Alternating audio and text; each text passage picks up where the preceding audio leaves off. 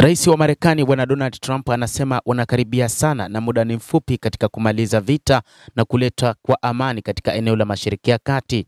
Hii ni baada ya kundi la wapiganaji la Hamas kukubali baadhi ya vipengele vya kumaliza vita kati yao pamoja na Israel.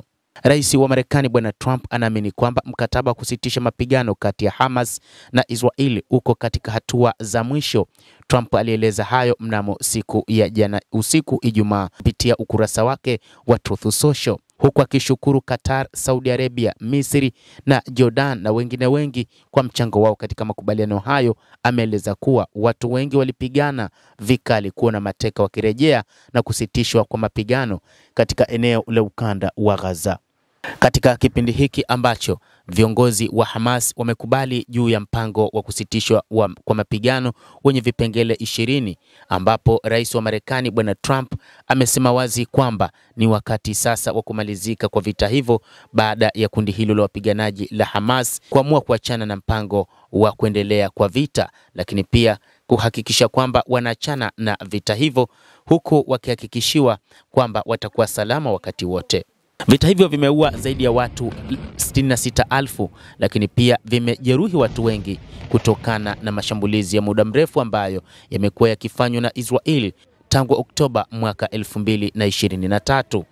Ni vita ambavyo kimsingi vilikuwa ni vya kulipa kisasi vilivyofanywa na Israeli kupitia jeshi lake la IDF baada ya mashambulizi ya Oktoba 7 yaliyofanywa na Hamas. Iliua watu 1200 na kuteka karibia watu 251, ambao sasa wachache wamesalia kuwa hai, lakini wengi wakiwa wamekufa, ingawa baadhi walishaachiwa katika baadhi ya makubaliano kati ya kundi la wapiganaji la Hamas pamoja na Israel kupitia jeshi lake la IDF. Kwa mujibu wa taarifa iliyotolewa na rais wa Marekani Bwana Donald Trump, anasema hii ni siku ya kipekee sana isiyokuwa na kifani kwa njia nyingi. Kila mtu alikuwa na umoja katika kutaka vita hivi viishe na kuona amani katika Mashariki ya Kati, na tunakaribia sana kufanikisha hilo. Alimalizia kwa kuhakikishia kwamba kila mtu atatendewa haki katika eneo hilo la ukanda wa Gaza.